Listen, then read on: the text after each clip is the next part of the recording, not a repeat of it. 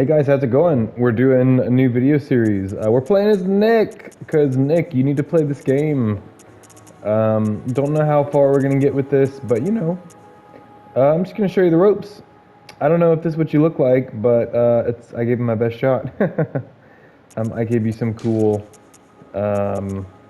red sunglasses there. So let's get started. Jump on into Bloodborne. The goal of this is sort of to teach you how to play and hopefully get you actually playing it. Because it's a great game. It's a great game. It's the best one to get into for like not PvP. But purely for like the PvE and the purely for the PvE and co-op. So that's what we're gonna do. We're gonna make a build. We're gonna do a thing. We chose military veteran because obviously you were in the military, so had to. Nick's friends like to get him into Souls games, and so Nick came up and was like, "Oh, what's this thing? Why am I doing no damage?"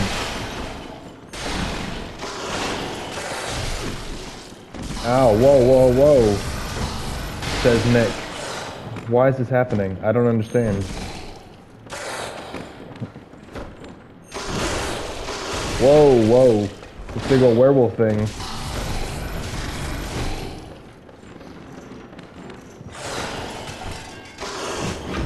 Oh, are we gonna kill this thing? That's right. And then Nick learned to beat the werewolves, you gotta shove your hands up their bum. I'm kind of surprised we beat that werewolf. Not that I thought I couldn't beat him, but it's not something I typically, attempt to do. Let's turn that down ever so slightly in my headphones. Got some bullets. We got no weapons but our fists, because who needs weapons when you got fists? Nobody, that's who.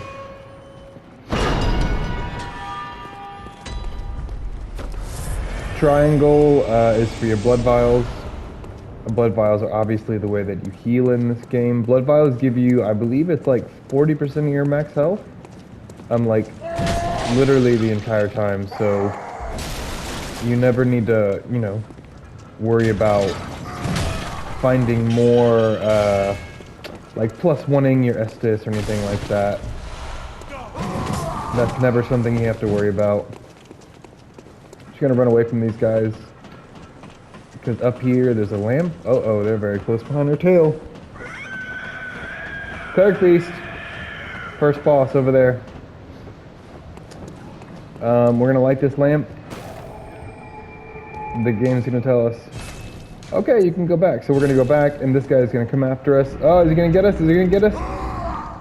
Ah, loser. So we're going to the Hunter's Dream. The Hunter's Dream is your Firelink Shrine. I'm going to skip through the cutscenes in the hopes that you actually go through and play the game one day. Here we're going to come pick up our weapons. It's kind of a nice little touch. You can see all 3 weapons that they give you. I'm going to choose a Saw Cleaver. Saw Cleaver is the best weapon if it's your first time ever playing the game. So just choose the Saw Cleaver. They're going to give you a gun. Go for the pistol as well. Also the best one to start the game. You get a notebook so you can write messages just like we can in Dark Souls. Equip them on one hand, one in your left, one in your right. Boom. Easy game, easy life. And now we're ready to go hunting. Hunting some bad guys. Let's go. So if you die, you'll go to the first floor sick room, but Nick didn't die because Nick's a badass. So Nick's just gonna keep on carrying on through the game. So, Bloodborne is based around much faster combat. There's a guy here. We're gonna skip through everything he says. Again, you can listen to what he's got to say when you come play. But if we come back here later, he'll give us a fun weapon. So Bloodborne focuses really hard on fast-paced combat. So we get no shield in this game. You can get 2 shields. But, you know, we're not going to use either of those. So, just like in Dark Souls, you can lock on. However, you're going to be much better off if you can learn how to play unlocked. Mainly because hitboxes in Bloodborne are so tight. I mean, I kid you not. You can look like you're gonna hit him, and then you just don't because video games. Top tip strategy when you're playing unlocked: bait enemies in. We're gonna bait him in like that. Let him make an attack. You see that? That's exactly what I'm talking about. The game just was like, nope, you missed. Even though it very hardcore looked like we should have hit him there. Come here, open the door. Just in case we die.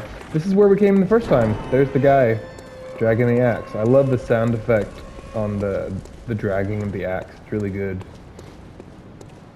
You're gonna come across doors in this game throughout Yharnam. It's mostly only in Yharnam though, which is interesting. Any kind of lanterns like this, there'll be people. You can talk to them. I'm not going to go too much into the lore of the game, again, because I want you to play it. This guy had a gun. Gun people always drop bullets, so just know that. And there's going to be a guy here. Oh no! He just decided not to sneak attack us, because we caught him off guard, because that's how it goes. So you see, I've mostly been just R1ing, and the reason I'm walking back and waiting for them to attack and then turning around is that's just how you play unlocked. It's how you avoid them hitting you. And it's different, like you wouldn't want to play that way if you're locked on, you know? You can, but in general, oh dear.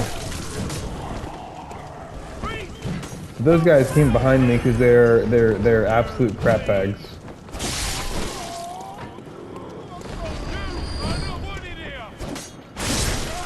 You can do a cool thing in Bloodborne. You can trick your weapons.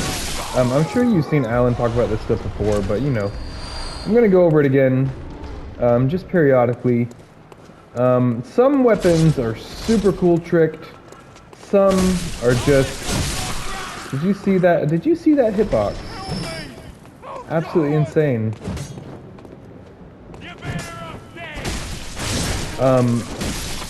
As you can see here, this is pretty much like two-handing a straight sword. It's like swing, swing, swing. That is a straight sword from Dark Souls 3. And then if we trick it, it's literally a two-handed straight sword, straight up and down, which is silly. But some weapons have like a really fun trick form, and we'll pull some weapons out and kind of show them around. I'm not entirely sure what weapon I'm going to play through the game with yet. I'll do. You never want to run into big mobs. It's like Souls Logic 101. Saw Cleaver's nice because you can just R1 them to death. You can literally just R1, R1, R1. It's really nice. You might not know this because that was a little bit close. You might not know this because it doesn't happen quite as frequently in Dark Souls 3. But this game focuses really heavily on instability damage. So like, if you're going for an attack or something, and then doggo. If you're going for attack and then you get hit, you know, while you're in that attack, or pretty much if you do anything and then get hit, like that, there will be like bonus damage done to you, called instability damage. And instability damage is no bueno. We do not like it. Especially when it happens to us. This guy just stands here and just wants to keep shooting you. It's So we just stand right there. Let him shoot that because he's the best at aiming. Now remember, these guys always drop bullets, but I don't want to jump down there and go get them, so we're not. Now you'll notice we picked up a gun. I haven't used the gun. Why? Because on these little cannon fodder enemy, it's not super great to use it. I don't reckon you're from Ratwell.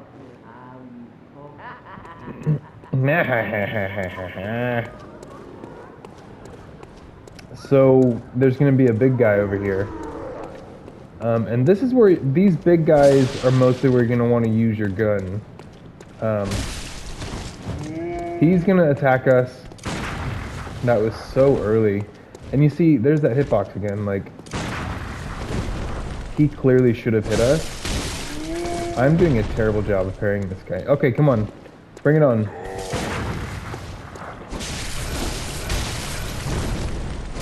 Alternatively, if you suck like I do with a gun, I've never not parried one of those guys. That is so weird. So weird. Torch. We put our torch in our offhand, and that way we can see when it's dark. Just a nice little touch. In Dark Souls 2, they did an interesting thing where like you had to light the torch, and it was timed, which was kind of weird. Like looking back, it's a really weird way to do it when you consider that Bloodborne and Dark Souls 2 were in development at the exact same time. You'll notice we hear a music box. We're gonna come back to that a little bit later. Now I always get really messed up at this part of the game. I get a little bit lost. Right through there is where we're gonna find that music box. But here, okay. You can shoot dogs if they don't do that. And they'll fall over. I'll give you an example. Just like that. It'll kind of stagger them. Now, you can also do this with dogs. You can also let them come at you. That one's an idiot, so I can't really show it off. But you can also just do that same kind of walk backwards, and then as soon as they leap, you just boom, boom. Easy game.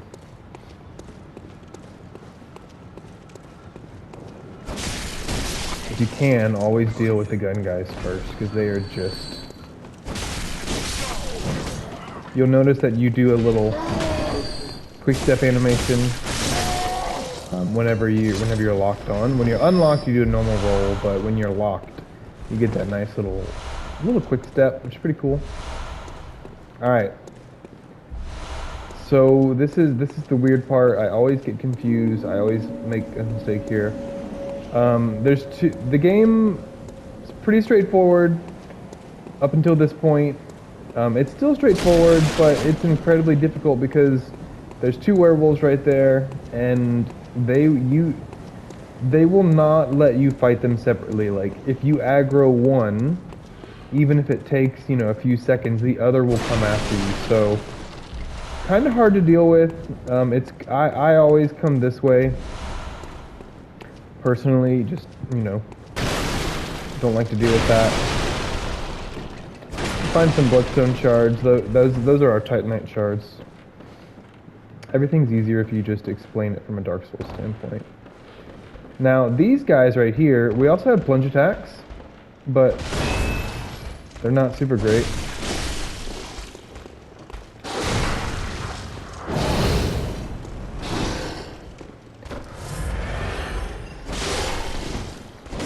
Got him. I'm not doing so hot with the parries today, the gun parries.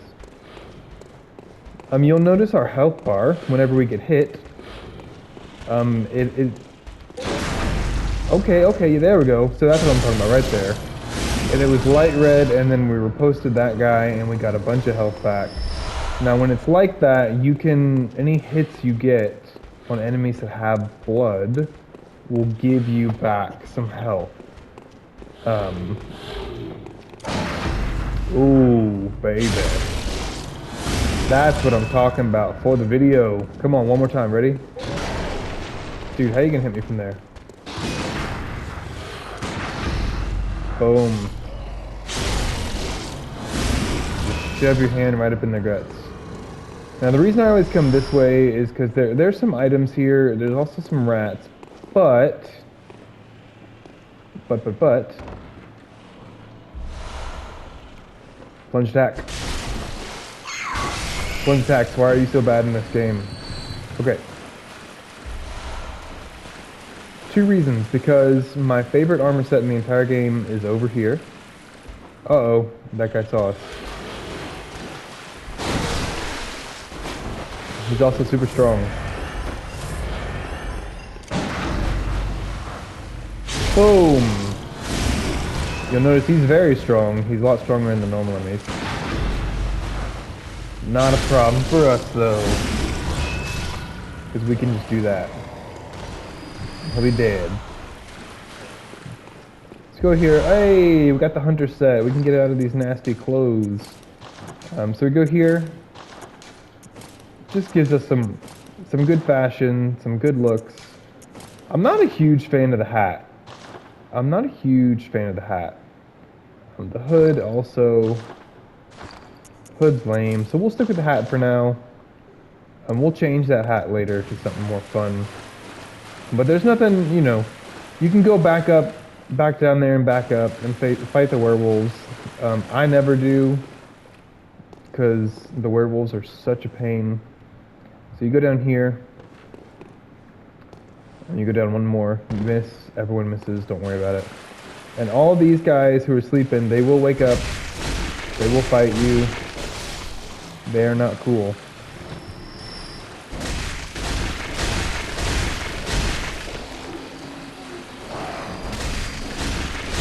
Now, I was talking earlier about tricking out your weapon, right?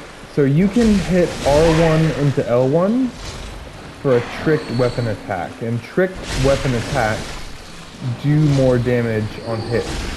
You got your basic R1, and then your R1, L1. It's just a fun way of, you know, doing things different, playing the game. Oh, that guy didn't die. I don't know why he didn't die.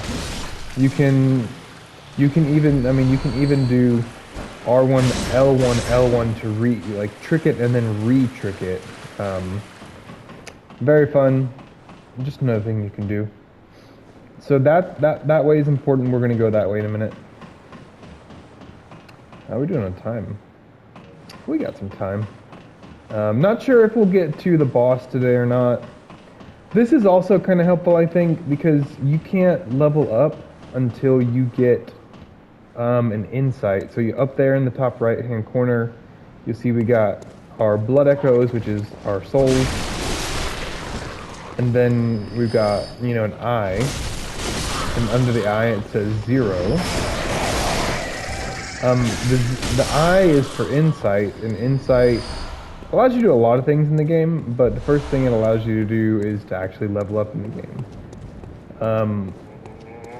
So I can't level up right now, and so the nice thing about going this way is that you get this right here, the Madman's knowledge, and it will give you an insight, which, you know, if you're having a hard time, you can just go ahead and level up. You also get insight by discovering and then also by beating bosses. But if you're having a hard time with the game's first few bosses, then you can take that and go level up. Backstabs work differently in this game. Enemies have to be in a vulnerable state to be backstabbed, and also riposted. And so what we did there was, oh. Thank goodness fall damage is super nerfed in this game. What you do there is to backstab someone, you gotta fully charge R2 them, just like I did. Fully charge R2, you get that nice little sound and light to let you know you're doing it right. And just like that. And yeah. And then you hit him for the visceral. I know that smell. Are you a hunter? I just want to look for my mum. Daddy never trying to find him, but now she's gone too. I'm all alone and scared. Really? Oh, thank you. My mum was a red jeweled brooch. It's so big and beautiful. You won't miss it. Oh, I mustn't forget. If you find my mum, give her this music box. Tiny music box. It's one of Daddy's favourite songs. And when Daddy forgets us, we play it for him so he remembers. Mum's so silly running off without it. So that's important. That's where we heard the music box from earlier. And we want that for a boss fight. So we're gonna go up here now, just to show you kind of what it's like to fight these werewolves. I'm gonna fight them. I'm gonna try not to die. I'm gonna try to aggro one and then make the other one come. The trick to these guys is just stay behind them, really, if you're able. Of course, I'm actually standing in front of him, but he'll come down here. Only issue with this is the other one's also gonna come.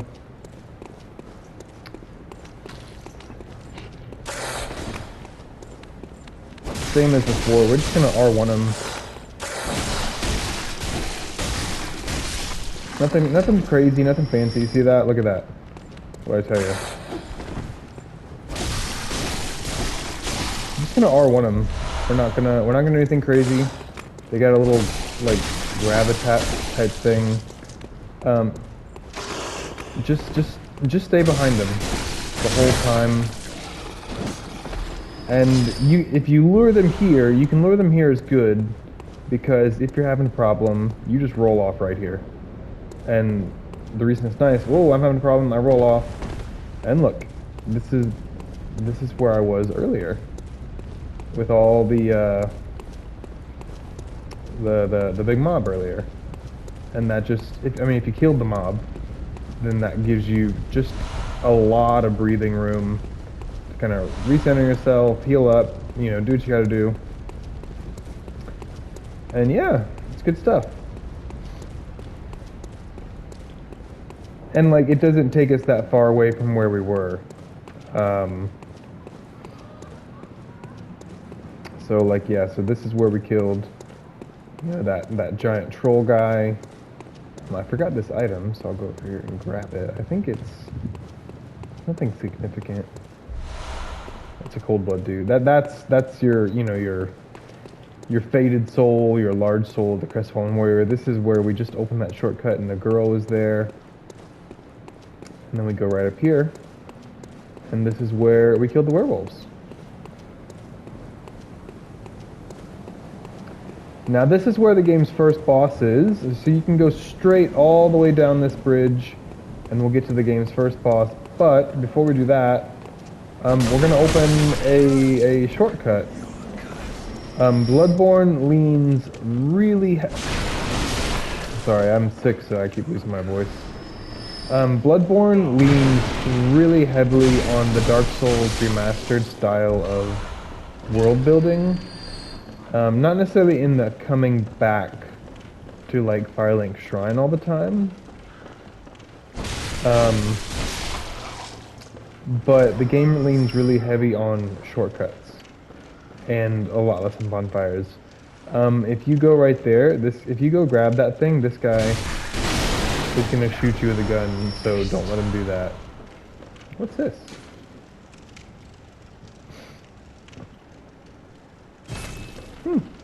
A little lore. Didn't know that. So you go through here. Right on up here. Take this. Open this door. And you've literally come back to the very first lamp that you lit. Across the valley to the deep.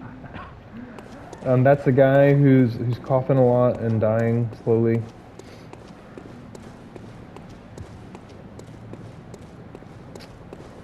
Now, we go right down here, and we're gonna go across, and these guys, the same as before, you just parry these guys as they're coming at you. You're gonna want to lock. Anytime you want to parry, you lock on. And never try to parry without locking on.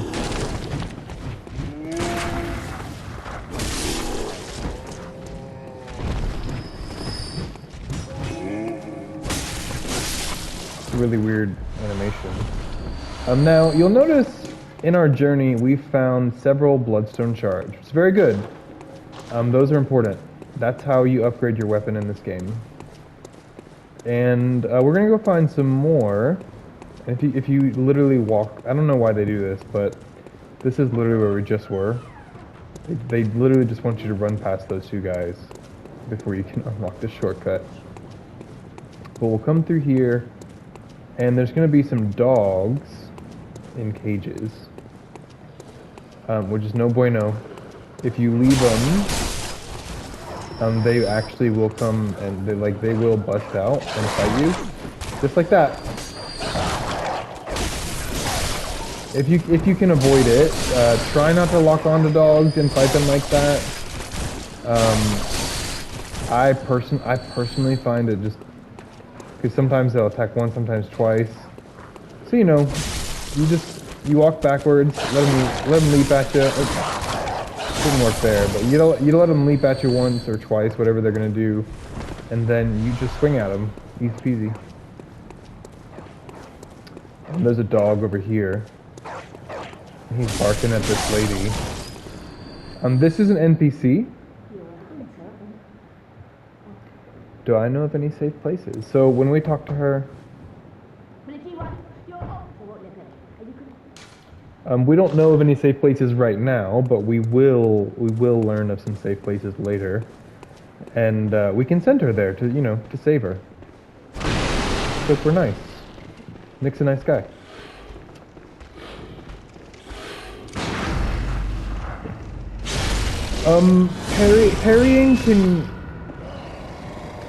Parrying can be difficult. You know, it doesn't have to be, but it can be when you first start the game. So this bit is kind of annoying because you'll see up here there is some chained bits, so that right there. Be careful not to fall down when you slice. But you want to chop these chains. You can also just do a tricked attack as well. It'll kind of save you from having to deal with that. And you come through here and you'll talk to a lady. Alan loves this lady. Everyone loves this lady. She'll give you some stuff. Still Link, what's wrong? This is the most said line in all of Bloodborne. Right here. What are you still doing here? Enough trembling in your boots. A hunter must hunt. Literally the most well-known Bloodborne 3 lines in the entire world. Ask anyone. Alright, so now we've got everything up here. We knocked those things down. So now we have to go and get them. Which this is the part that really annoys me personally.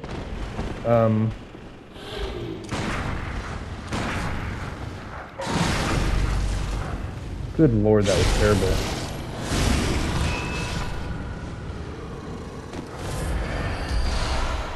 Not because there's 50 people shooting guns at you.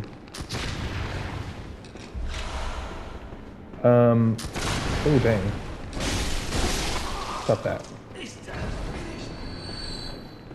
But, because you have to jump down here like 2 times to get all these things.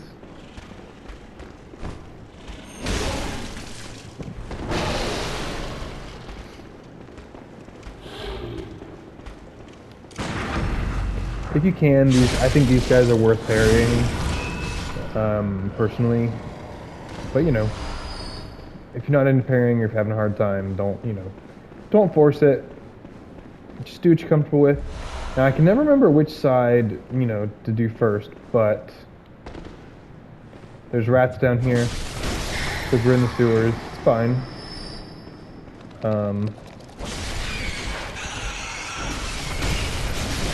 Rats, you can kind of do rats the same. Ooh, bloodstone shard. I think that was the right side. Rats you can kind of handle the same way as you do what you call it. We're gonna see if we can hit these rats with some Molotovs. Look at that aim. That's a bad aim. Oh, I still got him. Nice. I'll give him another Madman's knowledge right there. So that's what we want to get. That's a weapon. Actually, I think that's going to be the weapon that I use for this playthrough. It's the same exact weapon as this. I kid you not. It's the exact same weapon. The only difference in the weapon. How are we doing on time? We're doing all right. Hey! You stop that. The only difference in that weapon and this weapon is one is a spear, and the other is... I don't know what that noise is. Oh gosh.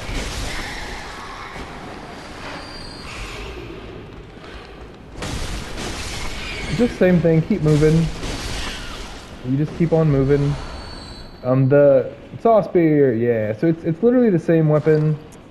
I kid you not, the only difference is, you know, one's a spear when you trick it, one is not. So you get a nice little R2 poke, which, you know, I personally really love the pokes in Souls games. I think their thrust attacks in Souls games are wildly overpowered, in my opinion. Yeah. So that's what we're going to use for this. You're gonna get the same, I think, out of both weapons. I think this one is slightly more skill based than the saw cleaver. But you know, they're both literally the exact same weapon. One's a cleaver and one's a spear. Again, we're just moving. I'm not doing nothing crazy. That thing's chasing. But you know, we'll parry it. Just like that. We'll parry it, we'll visceral it off the ledge. Just like that.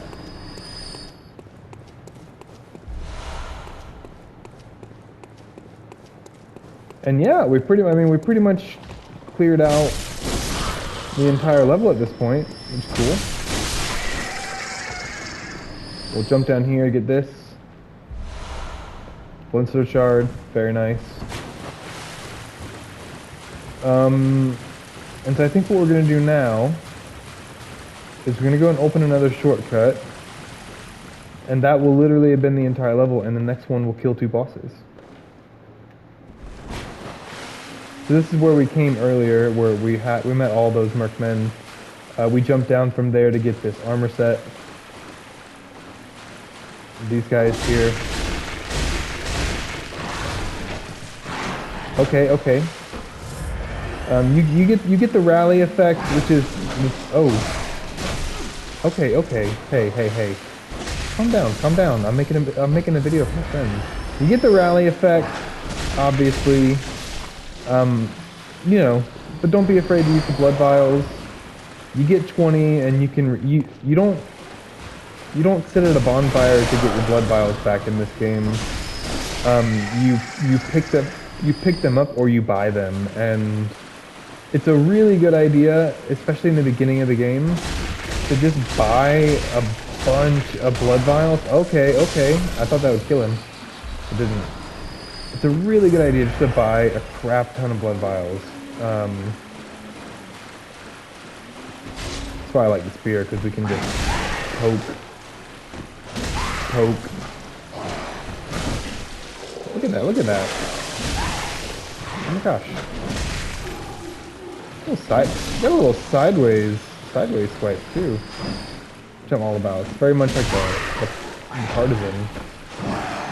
Oh. Hitboxes, you love them. Oh yeah. So yeah, we'll pick up blood vials all along the way. R1 is attack. I don't know if I've said this or not. L1 is how you trick out your weapons. You can come up here. This very long ladder.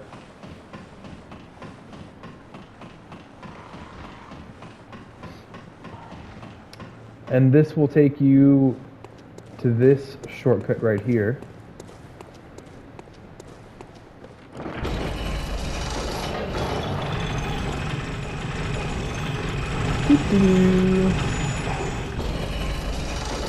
And this is where we killed those two things. That the game was like, there's a closed door, but you can literally walk around the corner and open it. The lamp is up there as well. We could go back and upgrade our weapon 2 times, but we're gonna wait. We're gonna go ahead and get... Actually... I'm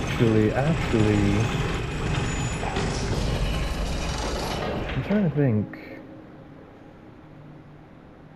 There's no real point in waiting, so we'll go back to the dream. I'll show you how to upgrade the weapon, and then in the next one, we'll kill some bosses.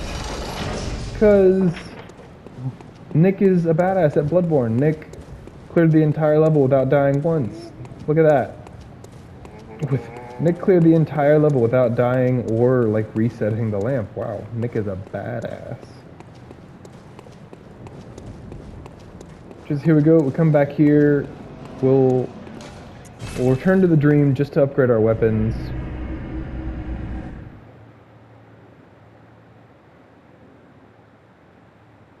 This is really good timing to end because I also need to go to the toilet.